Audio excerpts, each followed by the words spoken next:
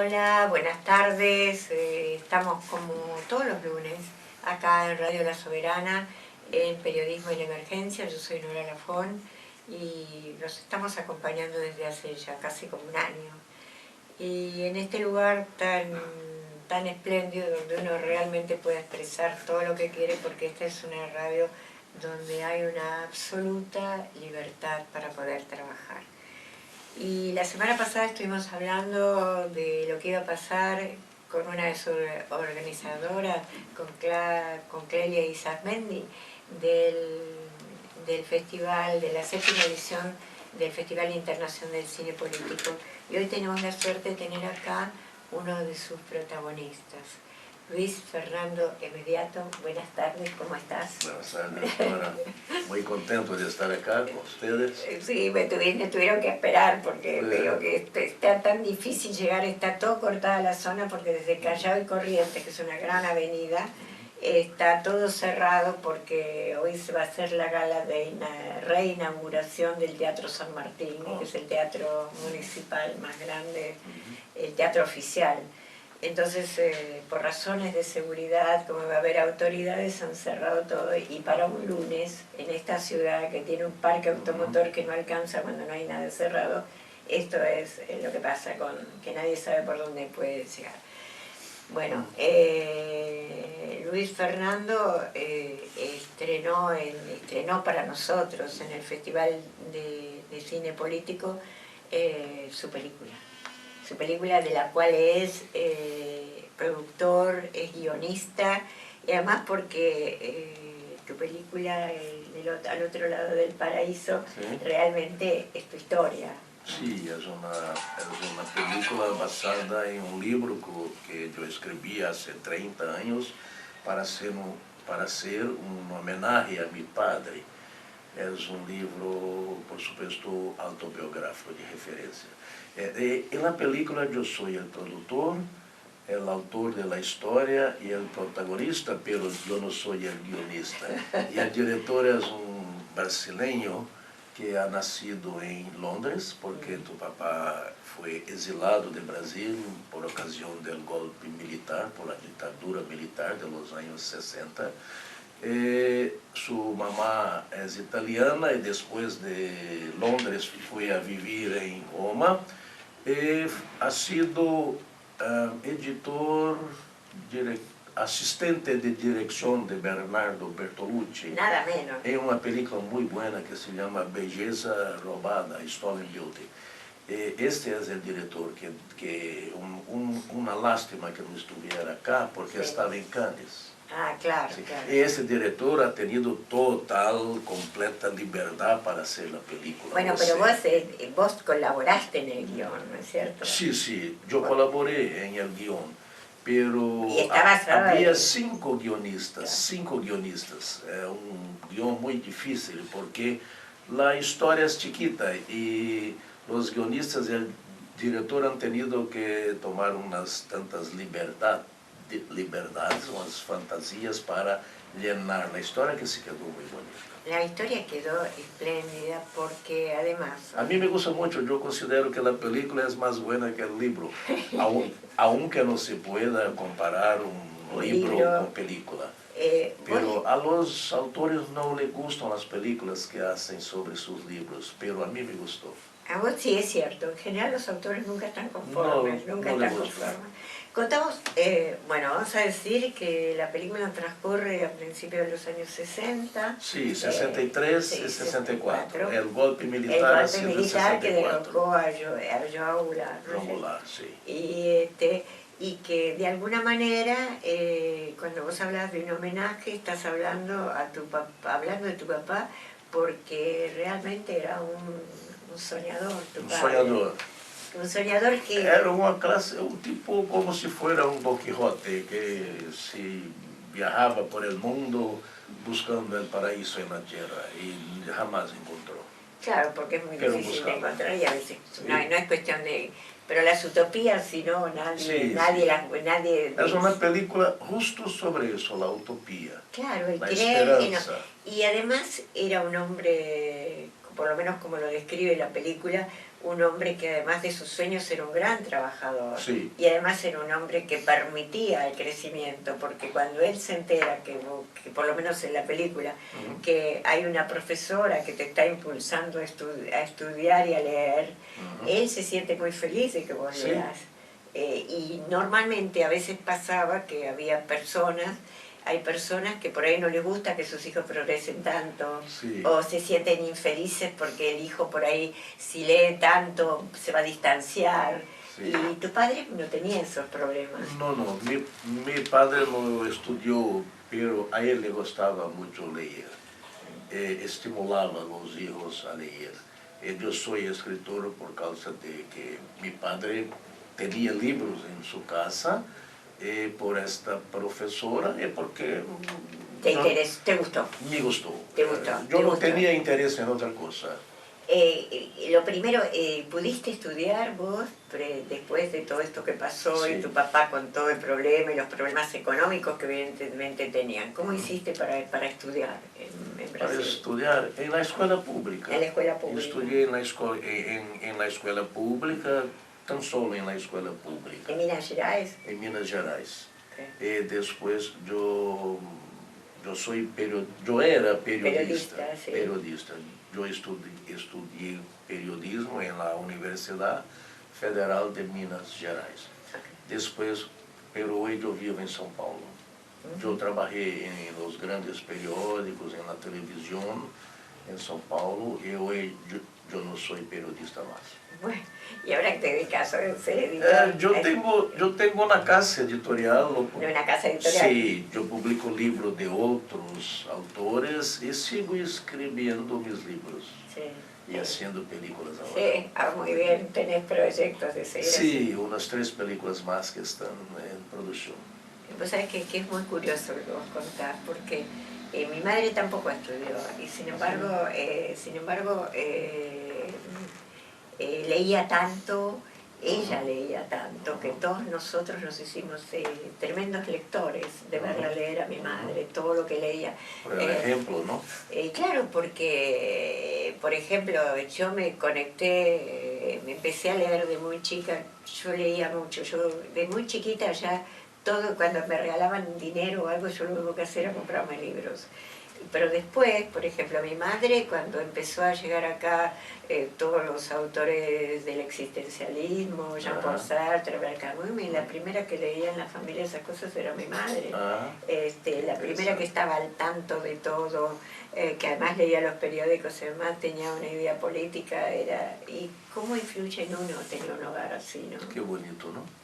Pues no importa, y con lo cual no importa el dinero ni la educación, digamos, de asistir a una universidad o no, sino importa el interés que uno tiene por acceder a la cultura. La curiosidad. Y la curiosidad. El interés, la búsqueda de algo.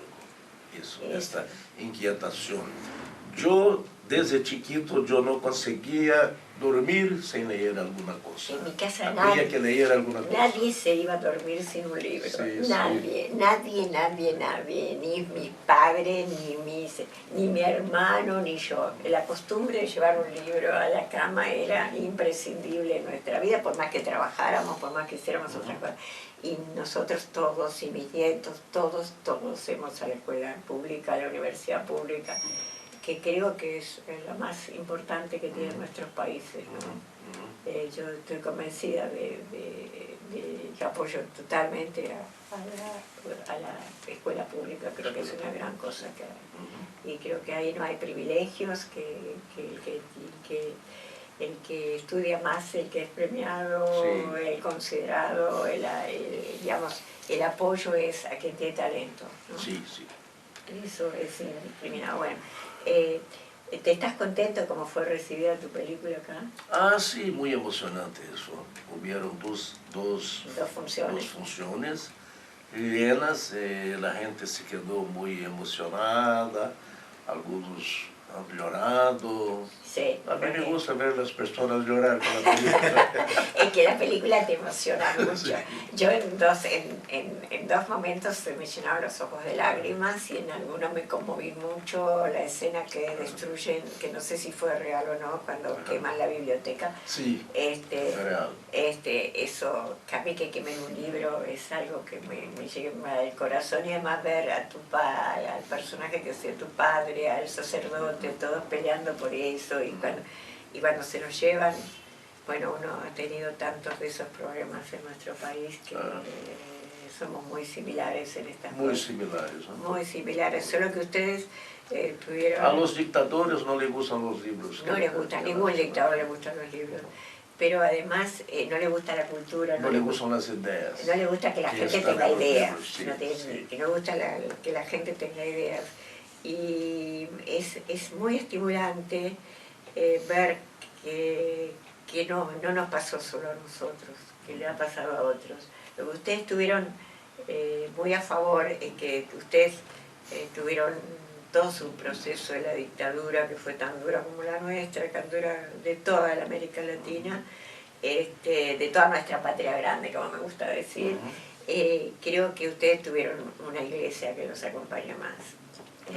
Una iglesia, gente de cámara, tuvieron obispos importantes que acompañan. Pedro Casaldali, nosotros tuvimos... El arzobispo de São Paulo, don Paulo Evaristo Arce. Sí, nosotros acá Evaristo Arns. Sí, claro, él fue un obispo muy importante. Nosotros tuvimos muchos sacerdotes y algunos obispos aislados, pero digamos, la iglesia en su conjunto estaba más a la derecha, digamos, sí. Y más defendiendo el La proceso iglesia militar. en Brasil era muy dividida. Había una iglesia conservadora de derecha y otra que se preocupaba con que tenía que seguía sus pasos con la llamada teología de la libertación. De la liberación. Que se preocupaba con el social, con los pobres, con las condiciones sociales del pueblo. Esta iglesia. Este cura, este padre que está en mi película es inspirado en un personaje real que se llama Frei Beto. Frei Beto. Carlos Alberto Libânio Cristo. Ah, mira vos. El apellido es Cristo. Ah, el apellido es Cristo, sí, mira vos. Mi amigo.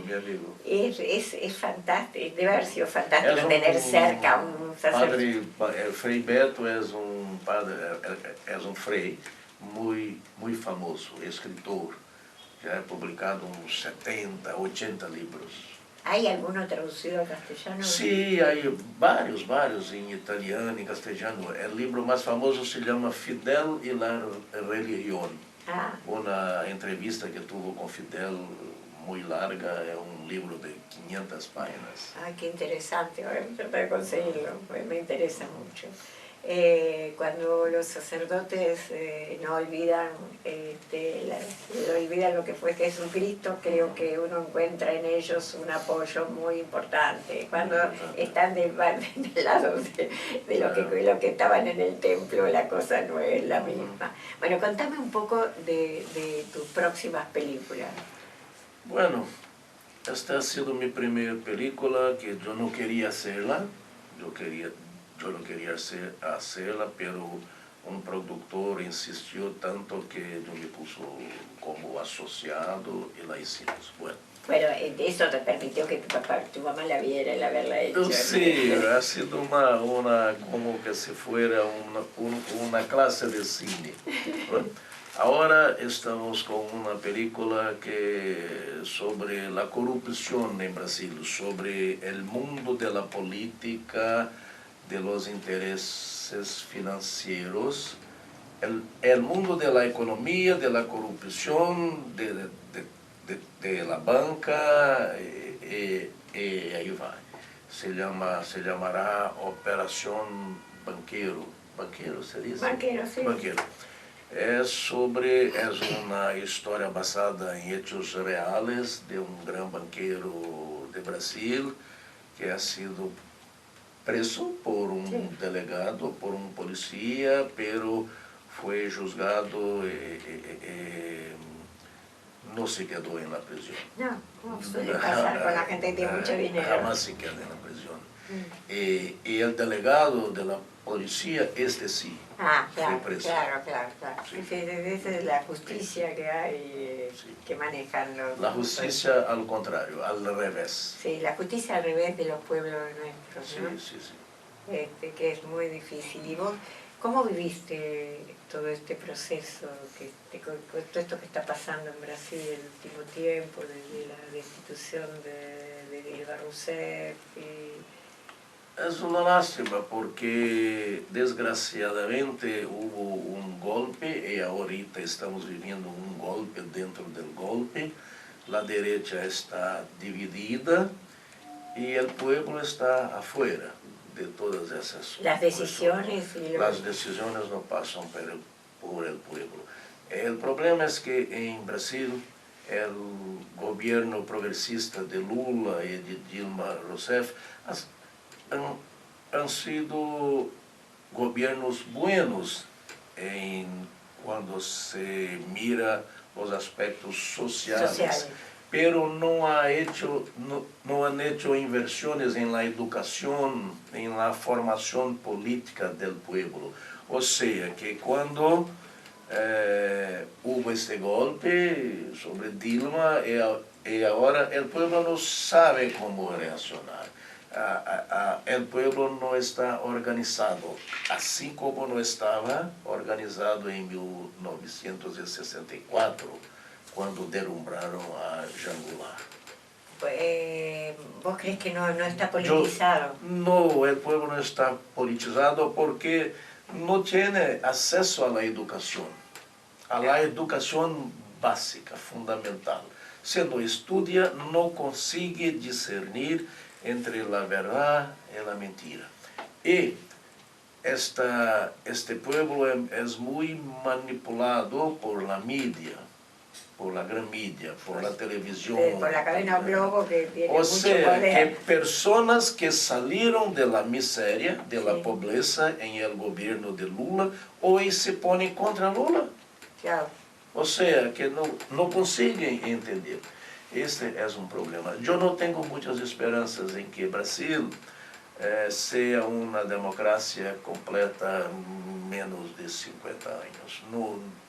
Yo no tengo ninguna esperanza. Yo creo que los medios de comunicación... No es como Argentina. El pueblo brasileño no tiene información, no tiene educación, no tiene formación política. O sea, hay pequeños grupos de ciudadanos burgueses, progresistas, que se organizan, pero la masa, el pueblo, no consigue entender el que pasa. Yo creo que en todas partes pasa el mismo fenómeno. Los medios de comunicación pero en Brasil es muy grave. Son muy poderosos, y le forman la cabeza a la gente, para mal de la gente misma. Y yo creo que nosotros tenemos hay un gran interés de bastante más gente cada vez en la política, porque en los últimos años la gente tuvo mucho acceso a la educación, pero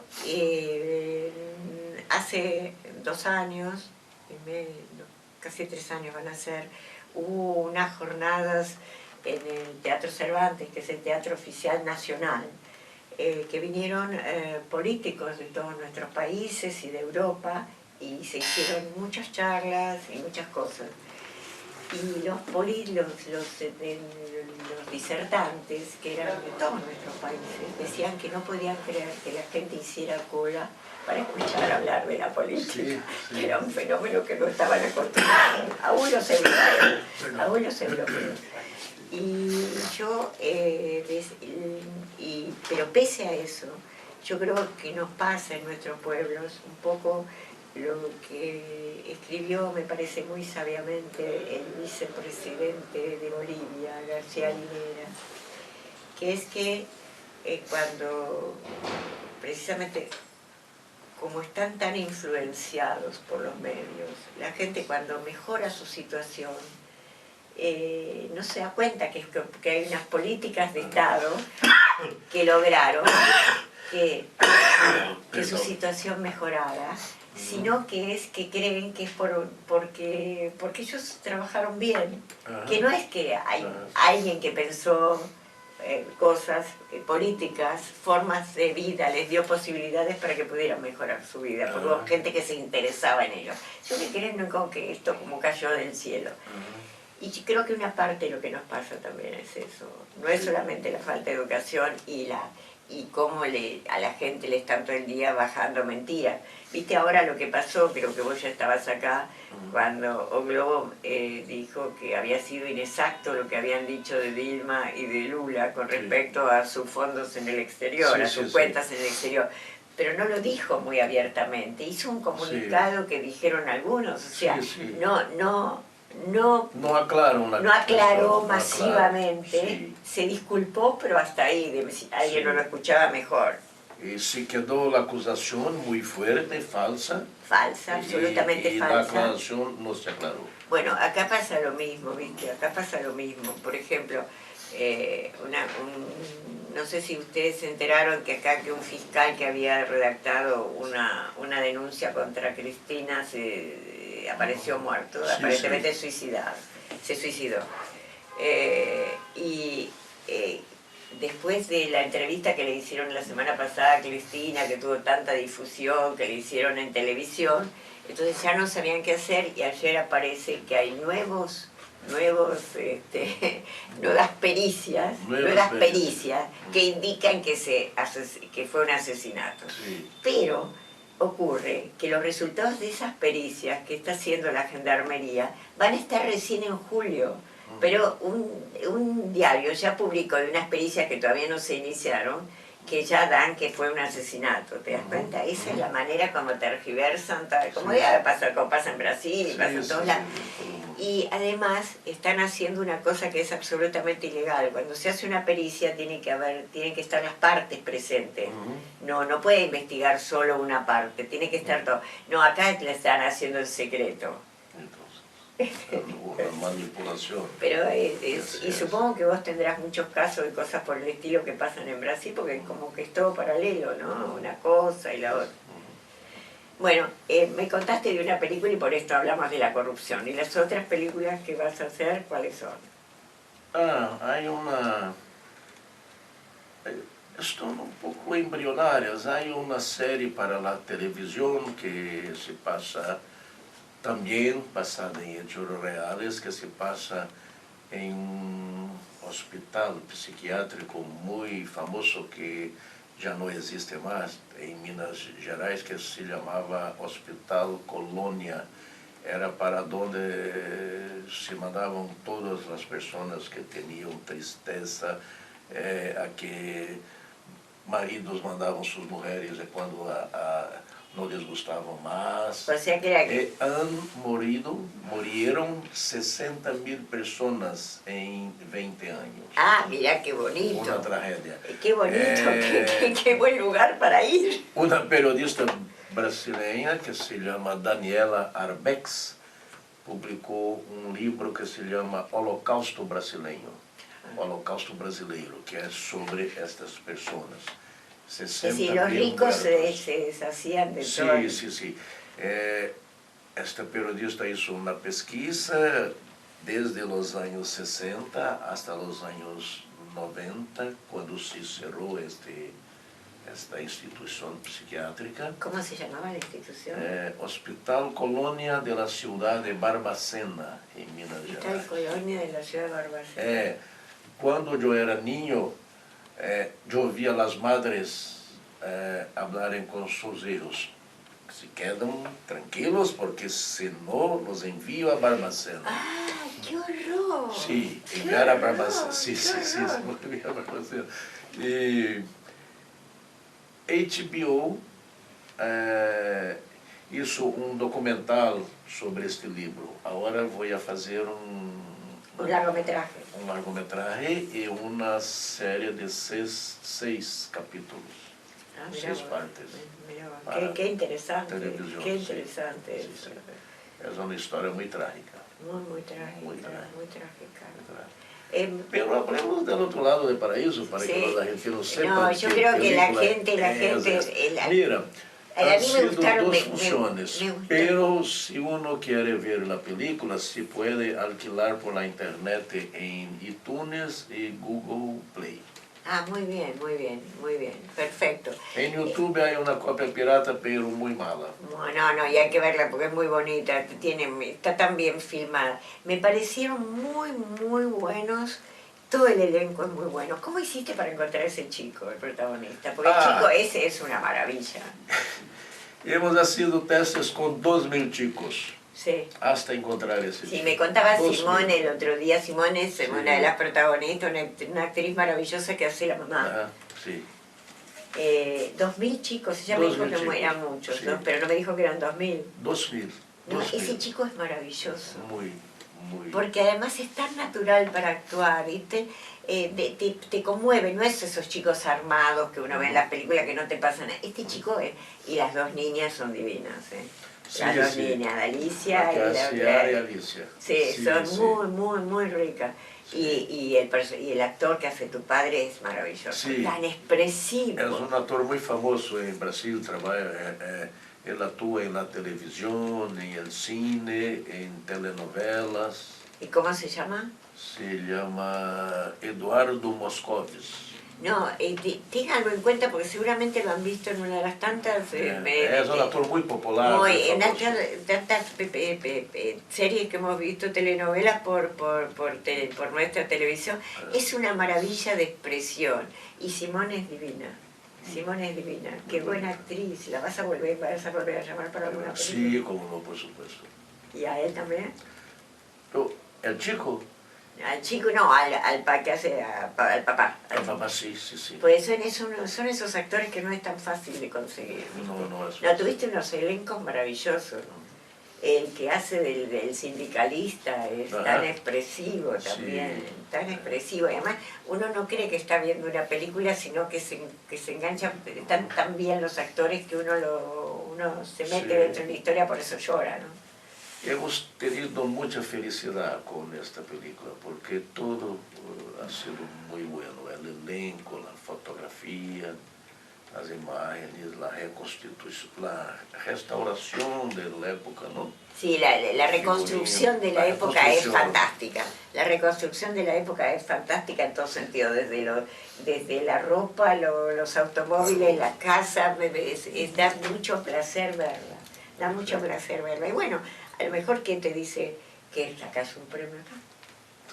¿Estuviste en algún otro festival? El premio no es tan importante acá. Yo creo que será difícil un premio acá, porque yo he visto las otras películas y son todas muy buenas y muy distintas. Son todas muy distintas, sí. No va a ser fácil para el jurado. Para el jurado elegir, porque son películas muy distintas. Que tratan temas muy diversos. Temas diversos, de formas diversas. De países muy Pero diversos. esta película ya estuvo en casi 20 festivales, ganó premios en Trieste, en la Italia, en España, en Cataluña, en Cuba, ¿a dónde más? En el Festival de Gramado, en Brasil, el Festival de Brasilia, que es un festival importante. O sea, el elenco, Simone Iliescu ganhou o prêmio de melhor atriz não sei aonde, el chico também, la chica também, ou seja, que todos han sido premiados. Además, Ninguno puede reclamar de nada. Muy bien, decime, así que estuvieron en Trieste. Trieste, sí. ¿Viste qué lugar hermoso? En Trieste ganamos 2 premios, el premio del jurado y el premio del jury popular. Muy bien. O sea, que Trieste es un lugar maravilloso. Maravilloso. Qué lugar hermoso, uno de los lugares más hermosos conocí de la manera más insólita, porque parece uno de los lugares más hermosos de la tierra. El camino a Trieste, sobre la montaña, con el mar abajo, tan bonito. Bueno, nos vamos a seguir viendo estos días mientras que dure el festival. No dejen de ir a ver el festival, las películas de este festival maravilloso. Hasta mañana, ¿no? Hasta pasado mañana. Hasta pasado mañana en el Gomón y las otras sedes. Y además conocerte, compartir todas las cosas que venimos compartiendo todos estos días. Fue muy lindo, lo mismo conocer a Simone, que me pareció una persona deliciosa. Fue muy lindo ver tu película, fue muy lindo estar con ustedes, compartir ratos, charlar un rato. Y esperemos volver a verte pronto de nuevo por nuestro país, que vengas a presentar las otras películas. Volveremos acá. Volveremos. Bueno, y en un ratito vamos a seguir conversando. Estuvimos hablando con Luis Fernando Inmediato, que como les decía al comienzo es el autor del libro en el cual se basó esta película. Además fue el productor y además fue uno de los 5 guionistas, aunque él no quiera tanto. Y como él dijo, búsquenla en internet, porque es una película para el corazón, muy bien hecha y que a uno le hace muy feliz, y además puede ver las cosas que en otros países pasaron cuando comenzó la dictadura en nuestra patria grande. En un ratito volvemos en Periodismo en Emergencia.